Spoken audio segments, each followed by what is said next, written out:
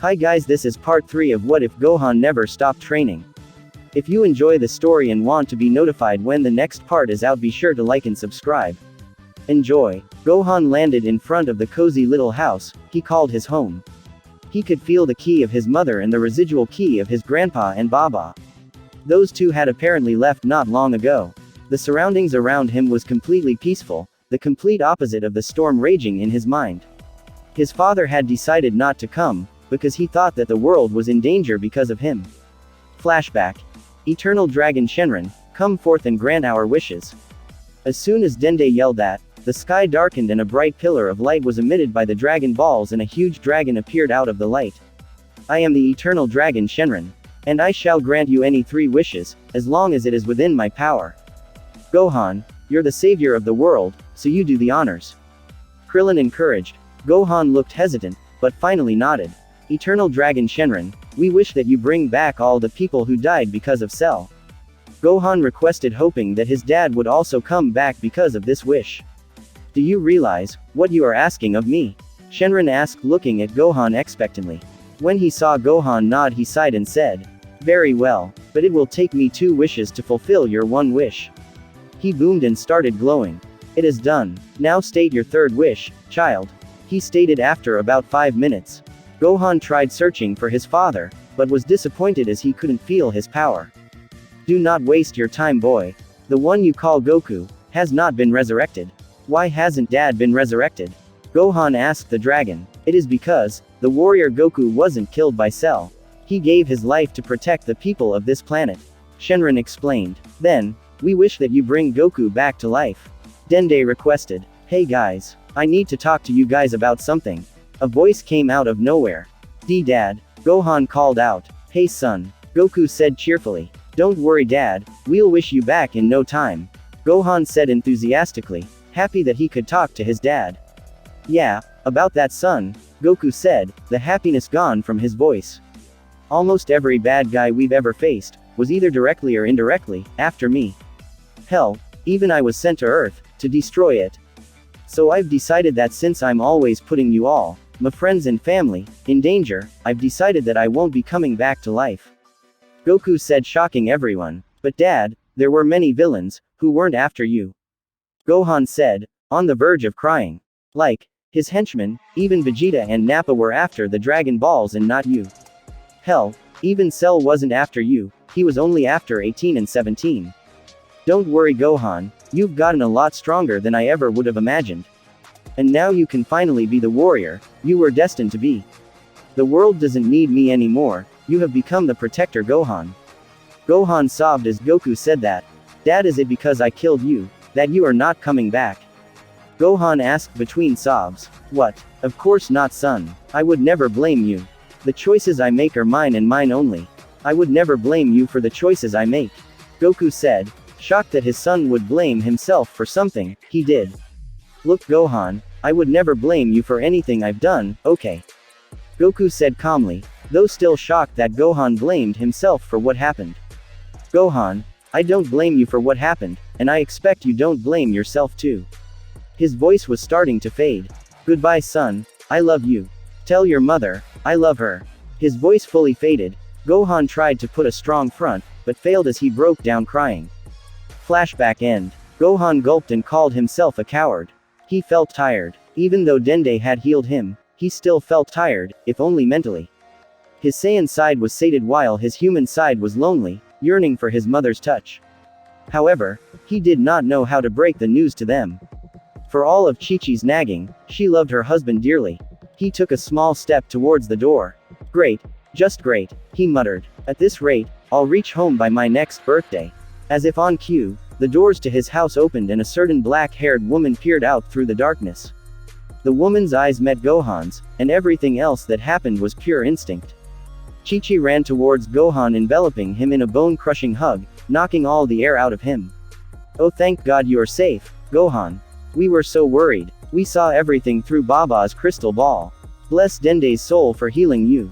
Too bad he doesn't eat anything. I was hoping of repaying somehow, so I thought of cooking, but then I remembered that he doesn't eat anything, and I couldn't think of any other way of repaying him. Chi-Chi was well aware that she was blabbering but didn't care, as she was just grateful that her Gohan had come back home without any injuries. But she did stop when she felt his grip slacking. She didn't need to be a psychic to know he was sad. Mom, Daddy won't be, mean he won't be. Gohan couldn't finish. Chi-Chi let out a bittersweet sigh. I know, Gohan, we watched everything on Baba's crystal ball. Frankly, I wasn't too surprised. Goku's a really quirky man. She then sobered up. But promise me, Gohan, promise me that you won't blame yourself. Promise me that you won't think that you were the reason for Goku's death. She finished seriously. Gohan sighed but nodded. Besides, I've prepared a huge meal for my little warrior. She teased and tickled him, making him laugh. Gohan's stomach's thunderous roar was the only answer. They laughed at that. The both of them then went inside. Chi-Chi set the table, and not a second later the half-Saiyans dug into the mountain of food. For some reason even Chi-Chi was eating a lot of food, not as much as Gohan but a very high amount for a normal human. Gohan couldn't help but look at his mother. At first he thought that it was because of her valiant efforts of fighting her tears. He assumed that his mother must have been reduced to hysterics in front of her father, but was keeping it together for him. However, he soon realized that something else was bothering him, a faint feeling at the edge of his senses. Mom, have you been working out? He asked out of the blue. Chi-Chi blinked, not sure how to answer this. Well, I never stopped working out, even though I stopped training. Why do you ask? Gohan eyed his mother fully, looking for something he could apparently not see. Oh, no reason, your ki seems a little different, much stronger than before. He said at a length, squinting, while he focused his senses. His mother's ki was usually different from other humans, much stronger. But now he could feel another ki present inside his mother's. A ki, he realized, was similar to his. His eyes shot up as realization dawned on him. Unlike many 11-year-olds, Gohan had amassed a great deal of knowledge, which included biological studies. Now he just had to deliver the news. Piece of cake. His cheeks flushed as he tried to find an approach. Mom, you know how I can sense the ki of anything in the world. He took a deep breath. And you know how I can pinpoint the exact location of anything alive, however small it is. His mother raised a brow. You know you can tell me anything, Gohan, I won't scold you. She stated, clueless. By now, Gohan was fidgeting badly, his face was beet red and his eyes were looking everywhere but his mother's. What I am telling is that, I won't be the only child.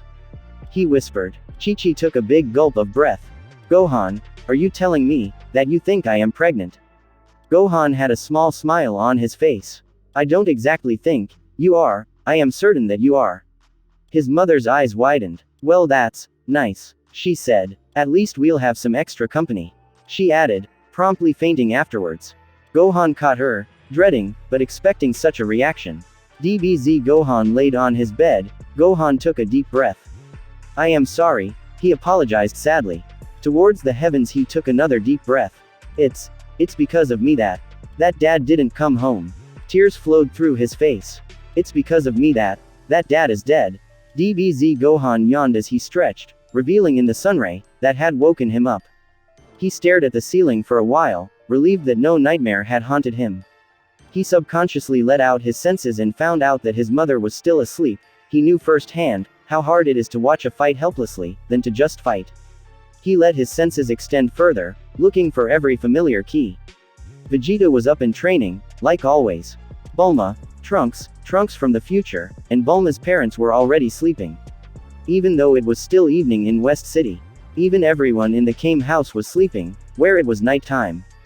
Gohan went downstairs, dressing in his favorite Piccolo fashion, and went into the kitchen and prepared a small, according to a Saiyan, breakfast. With his lightning-fast speed, huge appetite, he was finished in minutes. After finishing his meal, he went outside. He left a note for his mother so she wouldn't worry about him. The day was bright, as if the world was celebrating Cell's demise.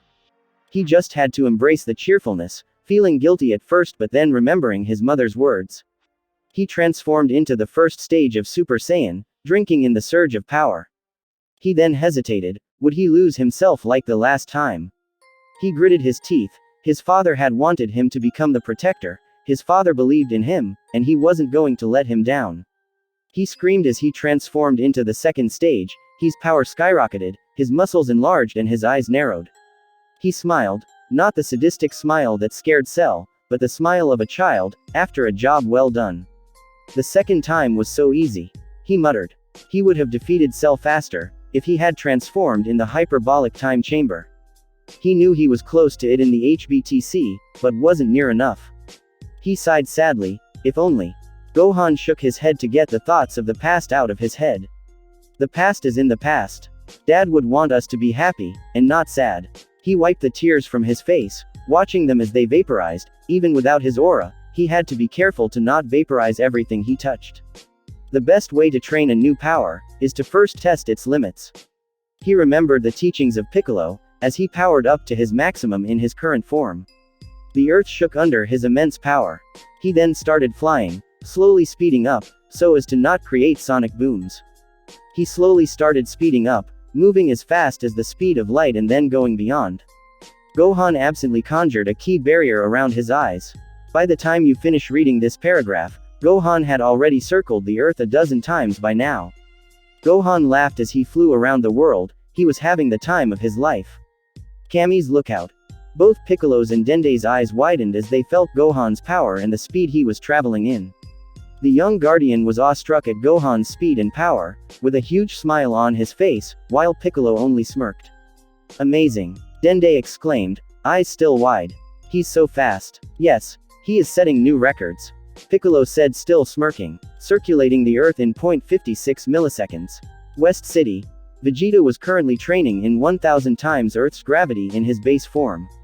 Suddenly he felt Cockabrat's power level skyrocket. Even though he didn't want to admit it, the brat was stronger than him. For now. And the feats he was pulling off was very impressive. He looked to the air. Show off. Vegeta scowled and got back to his training. DBZ Gohan's house. Few hours later. Gohan entered his house slowly. He was very tired after training the past few hours in the second transformation, something his body did not like. Good morning, Gohan. Chi-Chi greeted pleasantly. Good night. Gohan yawned and went to his bed to sleep. His mother blinked in surprise before laughing at his antics. I hope you enjoyed this part. The next part will be uploaded soon. Thank you.